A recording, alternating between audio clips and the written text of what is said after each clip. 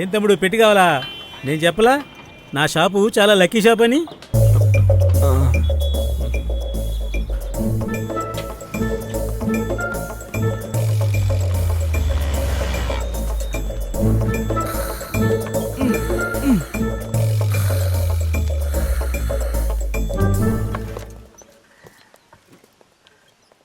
పెట్లు పట్టిపోతున్నాడు. ఏం చదువులో ఏంటో.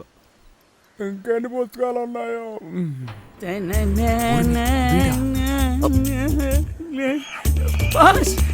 ఏంటి బాస్ అప్పుడే వచ్చారు?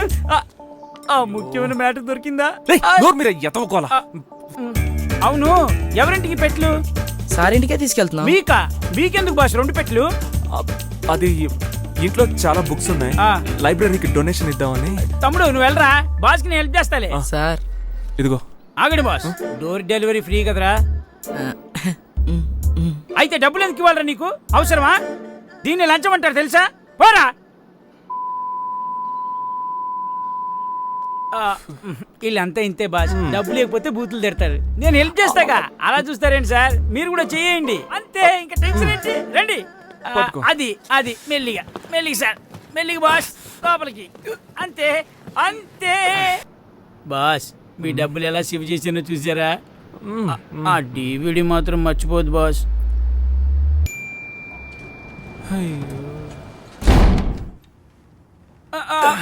బాస్ మెల్లిగా మీరు ఉండండి బాస్, నేను చూసుకుంటాను. అమ్మయ్యా, అమ్మా. బాస్ అక్కడ 2 పెట్లున్నాయి. మీరు అంత బాగా చదివేవాళ్ళ? ఇదంతా చూస్తుంటే పేపర్లో పడి న్యూస్ ఒకటి గుర్తుకొస్తోంది. మన SRNలో బాగుంది కదా, కొన్నేళ్ల క్రితం ఒక హంతకుడు ఒకని చంపేసి ఇలాంటి పెట్లోనే శవాన్ని పెట్టి ఆ బావిలోనే పడేశాడంట. చాలా కాలం తర్వాత పోలీసులు ఆ పెట్లోంచి అస్థిపంజరాన్ని బయటికి తీశారు. అందులో ఒక ముఖ్యమైన విషయం ఉంది బాస్. అదేంటో తెలుసా? ఏంట్రా? పోలీసులు బాక్స్ని కనుక్కున్నారు, దానిలో ఎవరు చచ్చారో కనుక్కున్నారు, కానీ ఎవరు చంపారో తెలియలేదుగా.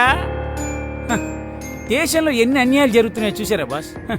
ఇప్పుడు ఆ హంతకుడు ఎక్కడున్నాడో, ఏ దేశంలో జాలీగా తిరుగుతున్నాడో ఎవరికి తెలుసు? ఇప్పుడు పట్టుకుంటాం అప్పుడు పట్టుకుంటాం అని అంటారే కానీ ఎప్పుడు పట్టుకుంటారో తెలియదు బాస్. నేను చెప్తున్నా కదా, ఆ బావిని కనుక క్లీన్ చేస్తే ఎన్ని శవాలు బయటపడతాయో మీరే చూడండి.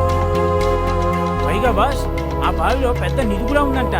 ఇప్పుడు కనుక ఆ నిధిని బయటికి తీస్తే మనకి ఎంత యూస్ఫుల్ బాస్. ఆ బావిని తలుచుకుంటేనే నాకు వాంతి కూడా వస్తుంది బాస్. నేను వెళ్ళి మీ బాత్రూమ్ యూజ్ చేసుకుంటాను. ఉండండి బాస్.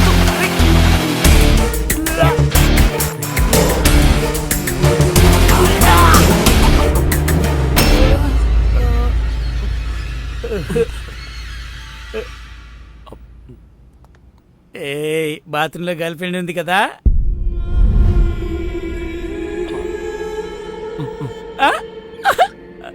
Sorry boss, sorry. పానకంలో పుడకలేక మిమ్మల్ని డిస్టర్బ్ చేస్తూనే ఉన్నాను బాస్. మళ్ళీ వస్తానే.